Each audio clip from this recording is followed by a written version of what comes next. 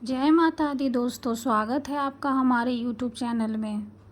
आज की इस वीडियो में हम दुर्गा सप्तशती की 9वां अध्याय का पाठ करेंगे। तो आइए शुरू करते हैं। श्री दुर्गाय नमः। मैं अर्धनारीश्वर के श्री विग्रह की निरंतर शरण लेता हूँ। उसका वर्ण बंदूक, पुष्प और सुवर्ण के समान रक्तपीत मिश्रित है। वह अपनी भुजाओं में सुंदर अक्षमाला, पाश, शंख और वरद मुद्रा धारण करता है। अर्ध चंद्र उसका आभूषण है तथा वह 3 नेत्रों से सुशोभित है। राजा ने कहा, भगवान, आपने रक्त बीज के वध से संबंध रखने वाला देवी चरित्र का यह अद्भुत महात्म्य मुझे बतलाया। अब रक्त बीज के मारे जाने पर अत्यंत क्रोध में भरे हुए शुंभ और निशुंभ ने जो कर्म किया उसे मैं सुनना चाहता हूँ। ऋषि कहते हैं, राजन, युद्ध में रक्त बीज तथा अन्य दैत्यों के मारे जाने पर शुंभ और निशुंभ के क्रोध की सीमा न रही। अपनी विशाल सेना इस प्रकार मारी जाती देख निशुंभ अमर्ष में भरकर देवी की ओर दौड़ा। उसके साथ असुरों की प्रधान सेना थी। उसके आगे पीछे तथा पार्श्व भाग में बड़े बड़े असुर थे, जो क्रोध से ओठ चबाते हुए देवी को मार डालने के लिए आए। महापराक्रमी शुंभ भी अपनी सेना के साथ मातृगणों से युद्ध करके क्रोधवंश चंडिका को मारने के लिए आ पहुंचा। तब देवी के साथ शुंभ और निशुंभ का घोर संग्राम छिड़ गया। वे दोनों दैत्य मेघों की भांति बाणों की भयंकर वृष्टि कर रहे थे। उन दोनों के चलाए हुए बाणों को चंडिका ने अपने बाणों के समूह से तुरंत काट डाला और शस्त्र समूहों की वर्षा करके उन दोनों दैत्यपतियों के अंगों में भी चोट पहुंचाई। निशुंभ ने तीखी तलवार और चमकती हुई ढाल लेकर देवी के श्रेष्ठ वाहन सिंह के मस्तक पर प्रहार किया। अपने वाहन को चोट पहुंचने पर देवी ने क्षुर्प नामक बाण से निशुंभ का श्रेष्ठ तलवार तुरंत ही काट डाली और उसकी ढाल को भी, जिसमें 8 चांद जुड़े थे, खंड खंड कर दिया। ढाल और तलवार के कट जाने पर उस असुर ने शक्ति चलाई, किंतु सामने आने पर देवी ने चक्र से उसके भी 2 टुकड़े कर दिए। अब तो निशुंभ क्रोध से जल उठा और उस दानव ने देवी को मारने के लिए शूल उठाया, किंतु देवी ने समीप आने पर उसे भी मुक्के से मारकर चूर्ण कर दिया। तब उसने गद्दा घुमाकर चंडी के ऊपर चलाई, परंतु वह भी देवी के त्रिशूल से कटकर भस्म हो गई।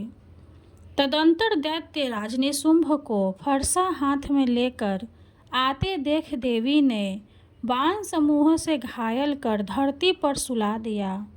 उस भयंकर पराक्रमी भाई निशुंभ के धराशायी हो जाने पर शुंभ को बड़ा क्रोध हुआ और अंबिका का वध करने के लिए वह आगे बढ़ा।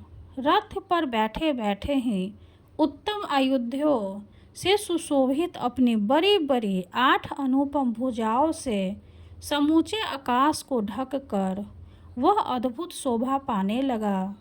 उसे आते देख देवी ने शंख बजाया और धनुष की प्रतीक्षा कर भी अत्यंत दुस्सह शब्द किया। साथ ही अपने घंटे के शब्द से, जो समस्त दैत्य सैनिकों का तेज नष्ट करने वाला था, संपूर्ण दिशाओं को व्याप्त कर दिया। तदंतर सिंह ने भी अपनी दहाड़ से, जिसे सुनकर बड़े बड़े गजराजों का महान मद दूर हो जाता था, आकाश, पृथ्वी और 10 दिशाओं को गुजा दिया। फिर काली ने आकाश में उछलकर अपने दोनों हाथों से पृथ्वी पर आघात किया। उससे ऐसा भयंकर शब्द हुआ जिससे पहले के सभी शब्द शांत हो गए। तत्पश्चात शिव जी ने दैत्यों के अमरकलजनक अट्टहास किया। इन शब्दों को सुनकर समस्त असुर थर्रा उठे, किंतु शुंभ को बड़ा क्रोध हुआ। उस समय देवी ने जब शुंभ को लक्ष्य करके कहा, ओ दुरात्मन, खड़ा रह। तभी आकाश में खड़े हुए देवता बोल उठे, जय हो, जय हो। शुंभ ने वहां आकर ज्वालाओं से युक्त अत्यंत भयानक शक्ति चलाई। अग्नि में पाताल के समान आती हुई उस शक्ति को देवी ने बड़े भारी लूके से दूर हटा दिया। उस समय शुंभ के सिंहनाद से तीनों लोक गूंज उठे। राजन, उसकी प्रतिध्वनि से वज्रपात के समान भयानक शब्द हुआ, जिसने अन्य सब शब्दों को जीत लिया। शुंभ के चलाए हुए बाणों के देवी ने और देवी के चलाए हुए बाणों के शुंभ ने अपने भयंकर बाणों द्वारा सैकड़ों और हजारों टुकड़े कर दिए।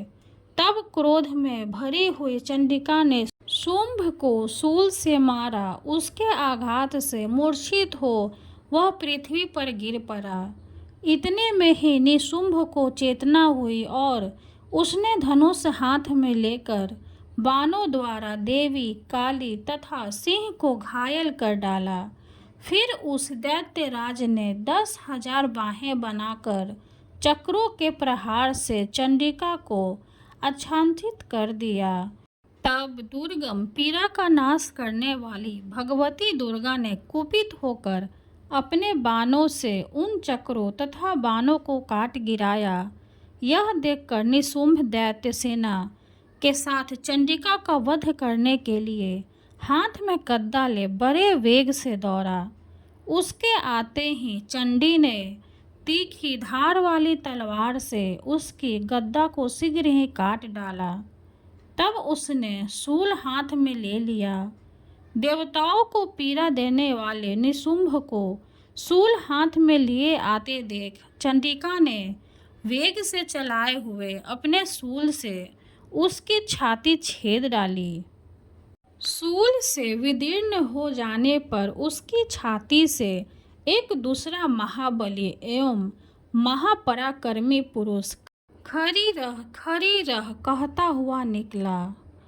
उस निकलते हुए पुरुष की बात सुनकर देवी ठठाकर हंस पड़ी और खड्ग से उन्होंने उसका मस्तक काट डाला। फिर तो वह पृथ्वी पर गिर पड़ा। तदंतर सिंह अपनी दाढ़ों से असुरों के गर्दन को चलकर खाने लगा। यह बड़ा भयानक दृश्य था। उधर काली तथा शिवदूती ने भी अन्य दैत्यों का भक्षण आरंभ किया। कौमारी की शक्ति से विदीर्ण होकर कितने ही महादैत्य नष्ट हो गए। ब्रह्मानी के मंत्रपुत जल से निस्तेज होकर कितने ही भाग खड़े हुए। कितने ही दैत्य माहेश्वरी के त्रिशूल से छिन्न भिन्न हो धाराशायी हो गए। वाराही के थुथुन के आघात से कितनों का पृथ्वी पर कचूमर निकल गया। वैष्णवी ने भी अपने चक्र से दानवों के टुकड़े टुकड़े कर डाले। इंद्री के हाथ से छूटे हुए व्रज से भी कितने ही प्राणों से हाथ धो बैठे। कुछ असुर नष्ट हो गए, कुछ उस महायुद्ध से भाग गए तथा कितने ही काली, शिवदूती तथा सिंह के ग्रास बन गए। इस प्रकार श्री मार्कंडेय पुराण में सार्वनिक मनवंतर की कथा के अंतर्गत देवी महात्म्य में निशुंभ वध नामक 9वां अध्याय पूरा हुआ। बोलो जय माता दी। वीडियो अगर अच्छी लगे तो लाइक कर दें, चैनल को सब्सक्राइब कर दें और कमेंट में जय माता दी जरूर लिख दें। धन्यवाद।